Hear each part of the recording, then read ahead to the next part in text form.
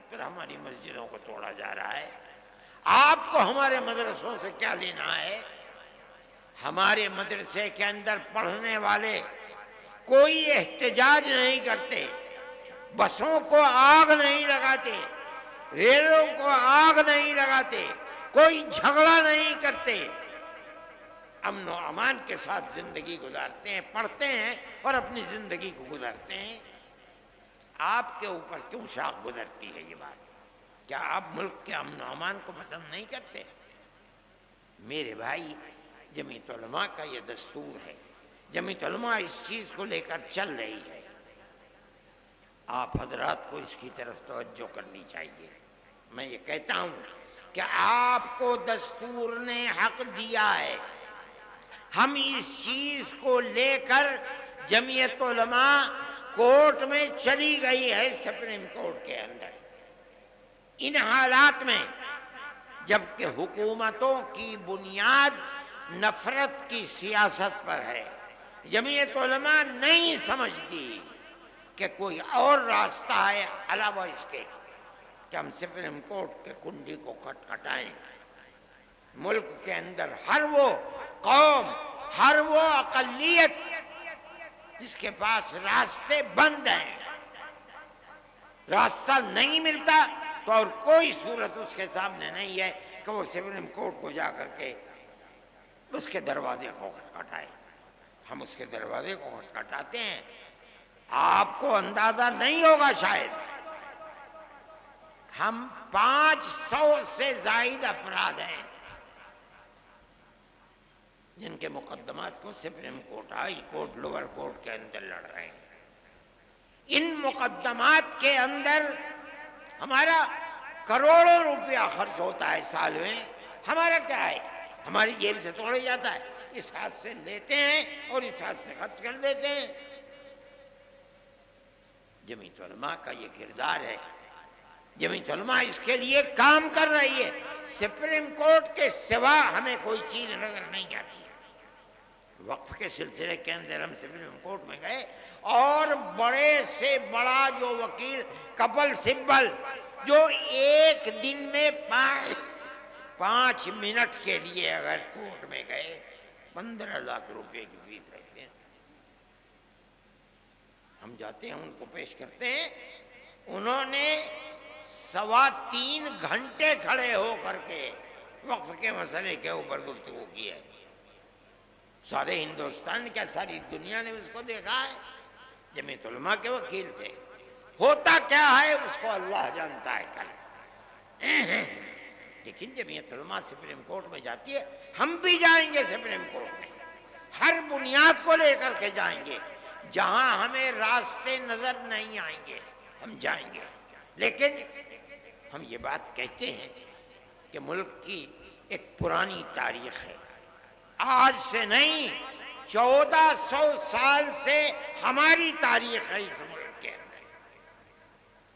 پہلے ملک کے اندر راجا اور رجواڑوں کی حکومت تھی، مسلمان زندہ تھا اور اپنے مذہب کے ساتھ اس ملک میں زندہ تھا، کیرلا سے لے کر سندھ تک زندہ تھا۔ اس کے بعد بابر آئے اور دوسری لوگ وسط ایشیا سے آئے اور انہوں نے حکومتیں کر لی، مسلمان اپنے مذہب کے ساتھ زندہ تھا۔ بہادر شاہ ظفر آخری بادشاہ تھے، چلے گئے، اس کے بعد انگریز کی حکومت، مگر مسلمان اپنی آزادی مذہب کے ساتھ زندہ تھا۔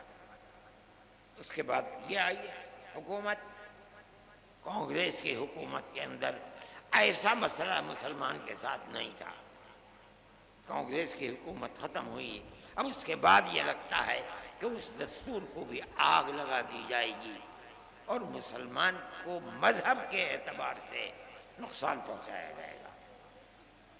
میرے بھائی، ہم یہ سمجھتے ہیں کہ جب تک یہ دستور زندہ ہے آپ کو نہ کرنے کا کچھ حق ہے، اور ہم جائیں گے کورٹ میں، پہنچ گئے ہیں کورٹ کے اندر، فیصلہ کب آتا ہے کب نہیں ہوتا ہے ہمیں اس سے کوئی فکر نہیں۔ ہمارا ماننا یہ ہے کہ ملک کے اندر امن و امان رہ سکتا ہے تو اس کی صورت صرف یہی ہے کہ ملک کی ہر اقلیت اور اکثریت ایک دوسرے کے ساتھ مٹھی کی انگلیوں کی طرح سے جڑ کر رہے ہیں۔ جمعیت علماء اسی طرح زندہ رہتی ہے اور کام بھی اسی طریقے پر کرتی ہے، ہم اس چیز کو لے کر پہنچیں گے۔ لیکن میں یہ کہتا ہوں کہ یہ نظریہ دل میں پیدا کیوں ہوتا ہے کہ آپ مسلمان کو نقصان پہنچائیں اور اس کے مذہب سے بیگانہ کریں آپ؟ میں سمجھتا ہوں کہ یہ چیز ملک کے لیے غلط ہے اور سارے ملک کو تباہ کر رہی ہے۔ آپ اقلیت اور اکثریت کے اندر گھسیں، ماحول کے اندر کاروبار کو دیکھیں، اقتصادیات کو دیکھیں، امن و امان کو دیکھیں، ہر اعتبار سے ملک تباہ اور برباد ہوتا چلا جا رہا ہے۔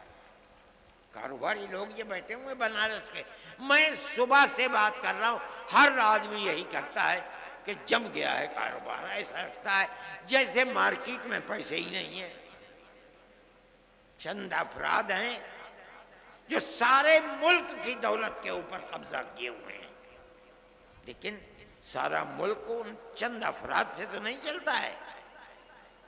کیا بربادی ہے؟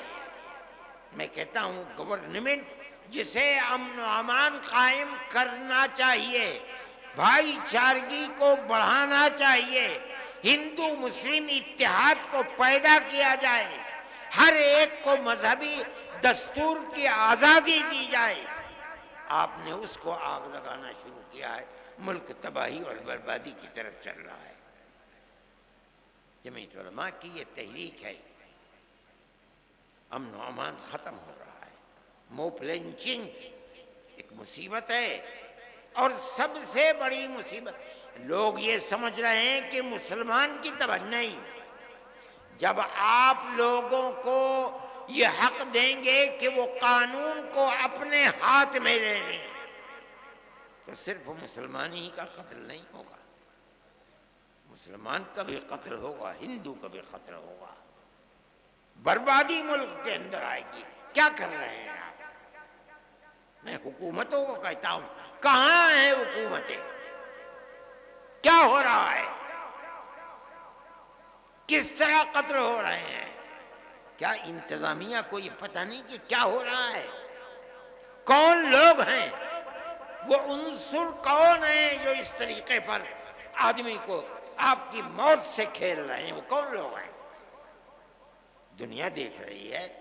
ہم نے یہ بات کہی تھی، شور مچایا تھا، جب بہار سے جو صوبہ بنا اس کے اندر موب لنچنگ سب سے زیادہ، اور بی جے پی گورنمنٹ تھی، بی جے پی گورنمنٹ گر گئی، امن و امان ہو گیا۔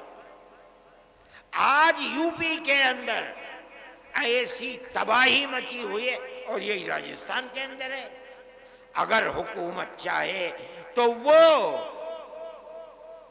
ملک کے امن و امان سے کھیلنے والے لوگ ایک دن نہیں آزاد رہ سکتے۔ لیکن یہ افسوس کی بات ہے کہ ہندو اور مسلمان کا قتل عام کرنے والے لوگ بالکل زندہ ہیں، اگر گئے بھی جیل میں 2 4 5 10 دن کے لیے گئے اور اس کے بعد آزاد ہو کر کے پھر انہوں نے یہی شروع کر دیا۔ کس طرح ملک چلے گا؟ یہ بربادی کس طرح سے قبول کر لی جائے؟ میں یہ بات ارباب مدارس سے کر رہا ہوں کہ انہیں اپنے مدارس کی حفاظت کے لیے کام کرنا چاہیے۔ حفاظت کس طرح سے ہوگی؟ ایک تو ہے حفاظت دستوری۔ دستوری حفاظت کا مطلب یہ ہے کہ جو دستور کے اندر دفعات ہیں اور دستور نے جو آپ کو اختیار دیا ہے، آپ اس دستور کے دیے ہوئے اختیار کو استعمال کریں، بہت اچھی بات ہے۔ لیکن اگر میں اپنے مکان کو دبی بنا سکتا ہوں جب زمین میری ہو، اگر میری زمین نہیں، میں نہیں بنا پاؤں گا۔ تو آپ یاد رکھیے کہ مدرسے کو بھی آپ جب ہی بنا سکتے ہیں جب وہ زمین مدرسے کی ہو۔ آپ جب ہی بنا سکتے ہیں جب کسی دوسرے کی زمین پر آپ نے قبضہ کر کے اپنا مکان نہ بنایا ہو. تو آپ مدرسہ کیسے بنا دیں گے؟ مسجد کیسے بنا دیں گے؟ نہیں ہو سکتا ہے. دوسری بات، آپ جب ہی بنا سکتے ہیں جب آپ نے میونسپلٹی سے، کارپوریشن سے، ضلع انتظامیہ سے اپنی زمین ثابت کر کے اس زمین کا نقشہ منظور کرایا ہو. اگر نہیں ہے آپ اسے نہیں بنا سکتے. یہ ایک مصیبت ہے، اور میں سمجھتا ہوں کہ یہ بھائی چارگی تھی. بے شمار جگہیں ایسی ہیں کہ اگر اکثریت وہاں مندر بنانا چاہتی ہے کسی اجازت کی ضرورت نہیں. مسلمان اگر مسجد بنانا چاہتا ہے کسی اجازت کی ضرورت نہیں. میں دیوبند کو جانتا ہوں، کسی اجازت کی ضرورت نہیں تھی. لیکن بی جے پی گورنمنٹ کے اندر اور کہیں آئی نہ آئی، لیکن مسجد اور مدرسوں کے اوپر یہ آفت آ گئی.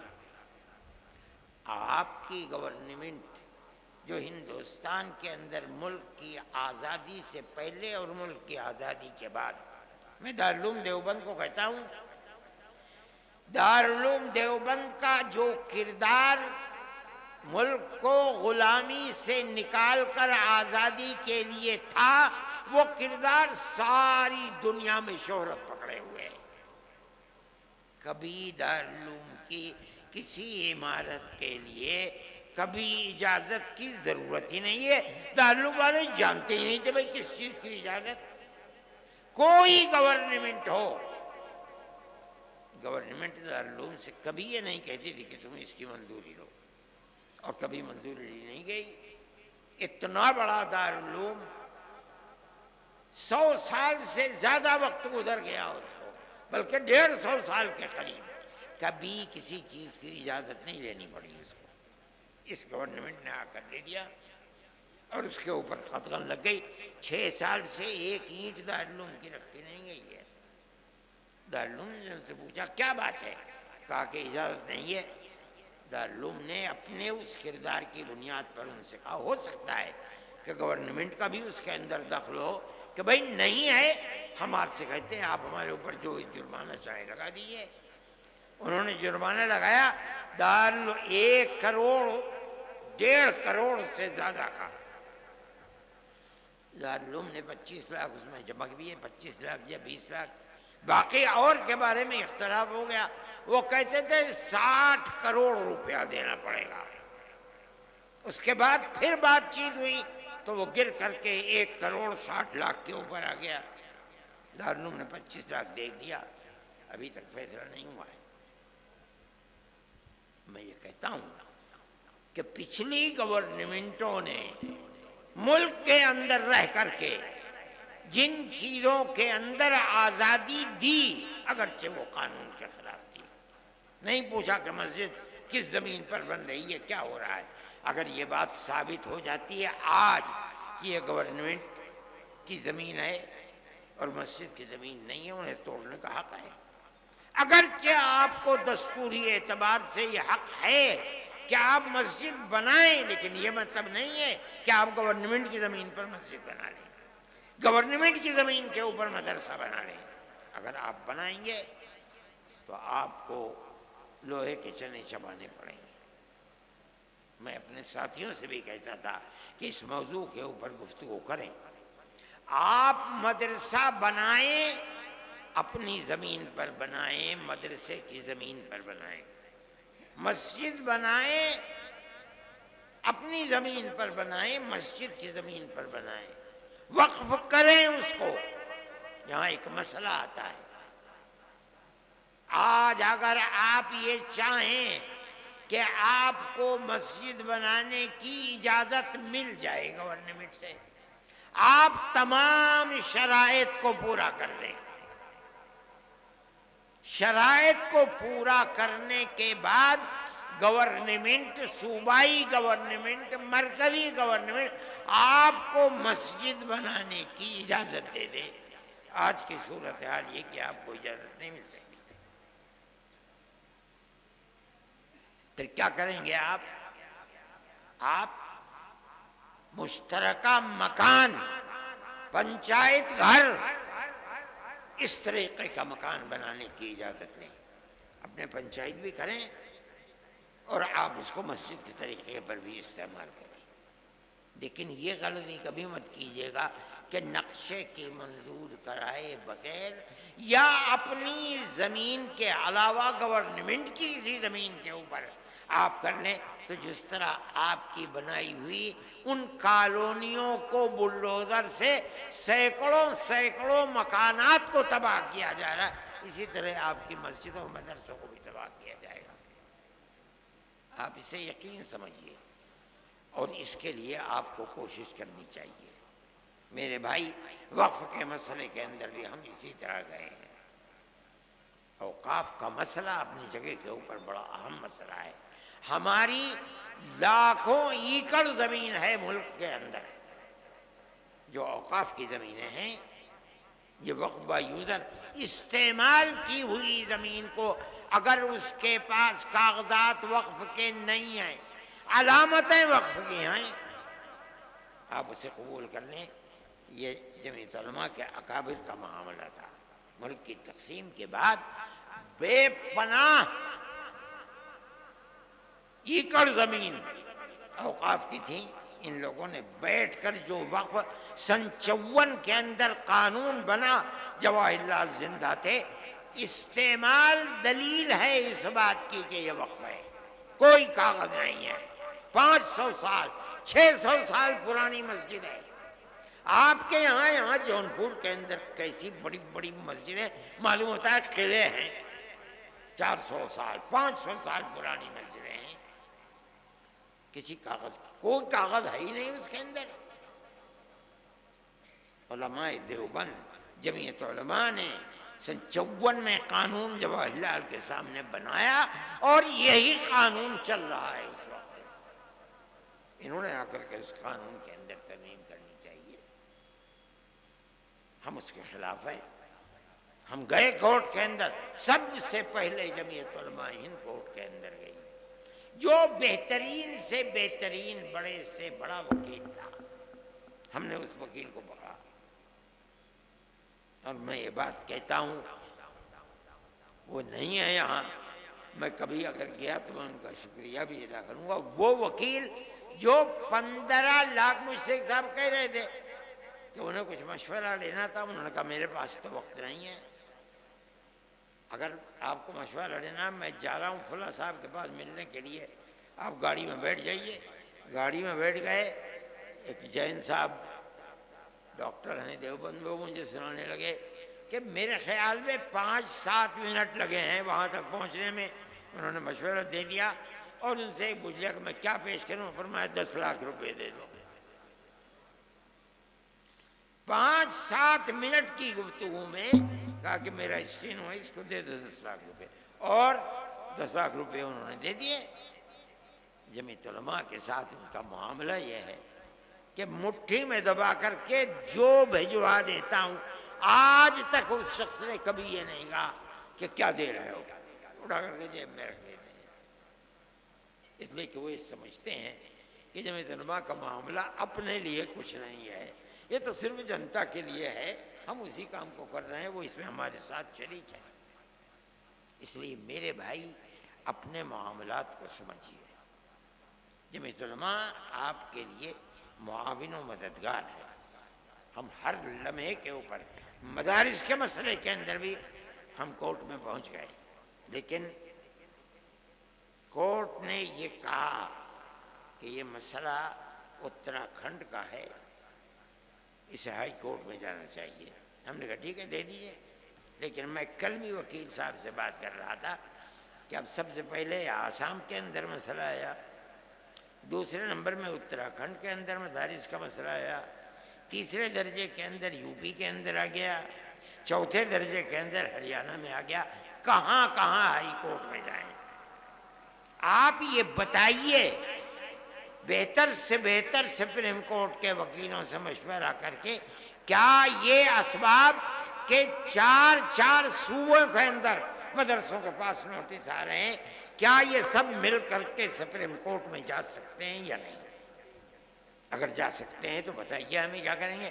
انہوں نے کہا کہ میں 2-4 دن کے اندر اس سلسلے میں مشورہ کر کے آپ کو بتا دوں گا، جس دن یہ مشورہ آئے گا ہم اسی وقت سپریم کورٹ میں جائیں۔ مگر یاد رکھیے، ہمیں اگر راحت مل سکتی ہے تو دستوری حق کے اوپر مل سکتی ہے۔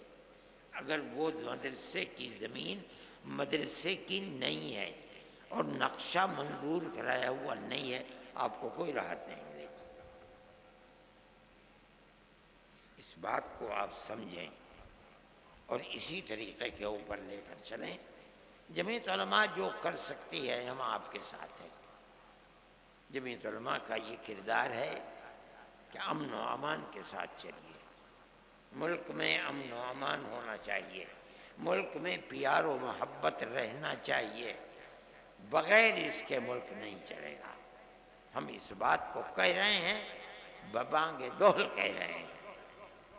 اگر گورنمنٹ کا کوئی کردار ایسا ہے جس کے اندر امن و امان ختم ہوتا ہے، اور آج کل بہت ہو رہا ہے، تو ملک اور حکومت سب کے لیے بربادی کا سبب ہے۔ آپ دیکھیے، میں انہی چیزوں کو سبب سمجھتا ہوں۔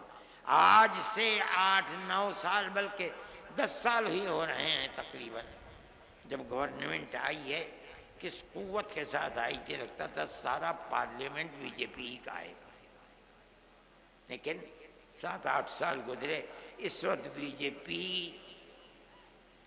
دلی کے اندر یعنی ملک کے اندر اس اقلیت میں ہے کہ اگر بیساکھی نہ ہو تو بی جے پی 2 گھنٹے بھی سرکار نہیں بنا سکتی۔ کیوں ہوا؟ اتنی بھاری اکثریت اتنی اقلیت میں کیسے تبدیل ہو گئی؟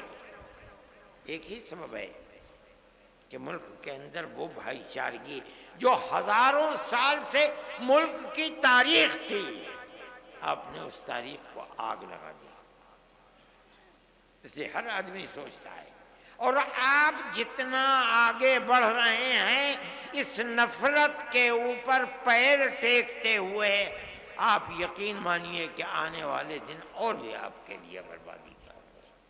جمعیت علماء جب کبھی آواز اٹھاتی ہے، اسے امن و امان اور حقیقت کے لیے اٹھاتی ہے۔ بابری مسجد کا مسئلہ تھا، جمعیت علماء تنہا وہ جماعت ہے جو اجودھیا سے لے کر کے سن 51 سے اور 70 سال تک مقدمہ لڑتی رہی ہے، کوئی نہیں ہے۔ جمعیت علماء تنہا ایک جماعت ہے۔ لوور کورٹ میں بھی ہم نے لڑا، پھر ہائی کورٹ میں تو بہت کم دن رہا، وہاں ہم نے لڑا، پھر وہی مقدمہ اٹھ کر کے آ گیا، ہم سپریم کورٹ کے اندر لڑتے رہے۔ ہمارا مدعا یہ تھا کہ بابری مسجد اپنی جگہ پر ہے، اکھاڑا یہ کہتا تھا کہ نہیں، اپنی جگہ پر نہیں ہے، یہ رام جنم بھومی ہے، یہاں مندر تھا، بابر نے اس مندر کو توڑا اور توڑ کر وہاں مسجد بنائی ہے۔ انہوں نے کہا کہ ہم اس کو کھودیں گے، ہم نے کہا کھود لو۔ ہم نے ببانگ دہل کہا کہ اگر یہ ثابت ہو جائے کہ یہ مسجد نہیں ہے، مندر تھا، مسجد بنی ہے، ہم آپ کے ساتھ کھڑے ہوں گے کہ جو زمین مسجد کی زمین نہیں ہے وہاں مسجد کا بنانا جائز نہیں۔ انہوں نے کہا کھدائی کریں، ہم نے کہا کھدائی کر لو۔ جو کر سکتے تھے وہ کیا، لیکن مندر ہونے کی کوئی علامت نہیں ملی۔ ہمیں اور طاقت مل گئی، ہم نے پھر یہی بات کہی اور قوت کے ساتھ کہی۔ سپریم کورٹ کے اندر بات چلتی رہی، ہم ہر دن ہر تاریخ کے اوپر کتنے لاکھ روپیہ خرچ کیا کرتے تھے، ہم نے خرچ کیا اس کو۔ ایک قوم کا مسئلہ ہے، بھئی آپ ہماری مسجد کو یہ کہہ کر کے کہ یہ رام جنم بھومی ہے، اس کا مطلب یہ ہے کہ نہ بابر کے ساتھ کوئی عالم دین تھا جو یہ بتائے کہ کسی دوسری جگہ کے اوپر جاؤ، ان کی مذہبی جگہ ہے اس کو ہٹا کر کے توڑ کر کے مسجد نہیں بن سکتی، کوئی بتانے والا نہیں ہے۔ لیکن ہم اس بات کو کہتے ہیں، ہم جو بات کہتے تھے وہ سچی نکلی۔ سپریم کورٹ نے یہ کہا، 3 شقیں تھی سپریم کورٹ کی۔